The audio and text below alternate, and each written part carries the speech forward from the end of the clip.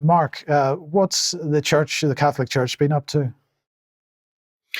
Well, there's been a lot of fallout over the activities and opinions and whatnot of Pope Francis, the first Jesuit pope in the papacy's history. And it's finally coming to more of a head. It's been kind of simmering in the background for several years, ever since he took over. And this is out of Newsweek magazine, this first one. This explains the basis of it. Pope sparks outrage after firing anti-LGBTQ Texas bishop. And that bishop is Bishop Strickland out of Tyler, Texas, a town I went through coming back to Texas here. And this is a photo here of what Bishop Strickland looks like there. He's meeting Pope Francis in recent times. It says here, Pope Francis greets Bishop Joseph E. Strickland of Tyler, Texas, during a meeting with U.S. bishops from Arkansas, Oklahoma, and Texas during a recent get-together. I believe it was in early 2020. Bishop Strickland tweeted May 12, 2023, that he rejects Pope Francis's program of undermining the deposit of faith. And what's interesting here is that Pope Francis is trying to say that it's Strickland that's undermining the Catholic faith, when the facts are pretty clear that Pope Francis himself may be in the wrong. And this is a little excerpt from that article for which we showed a headline a second ago.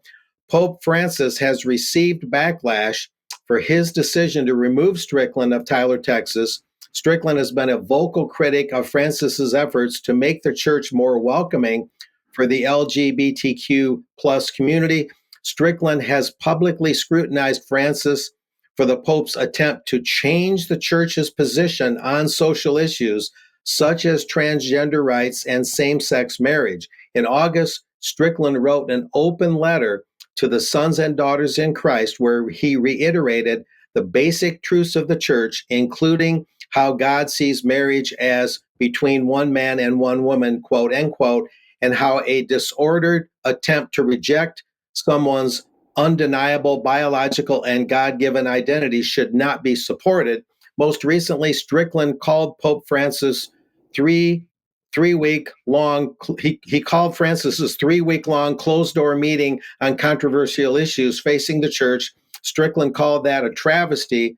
Francis hosted the meeting in October, discussing issues like women in governance roles in the church and welcoming LGBTQ plus members into the church. This is a pretty clear-cut matter. I talked to some Catholic laity up in Michigan, a father of 12 who's a regular attendee of traditional Catholic Mass, that is Latin Mass.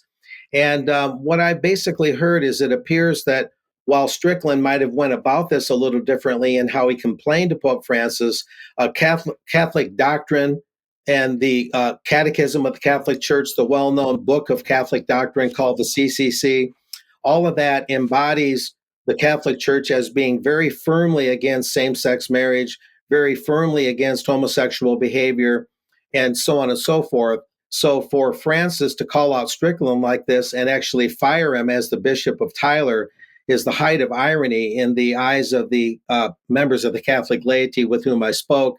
And I know a little something about this myself. So Pope Francis, I think, is finally being exposed for actually overturning the basic tenets of the Catholic faith. And instead of owning up to it, he's firing people like Strickland. So it's a very pivotal thing going on. There'll be a little bit more in the weeks ahead, guys. Okay, thank you, Mark. Well, let's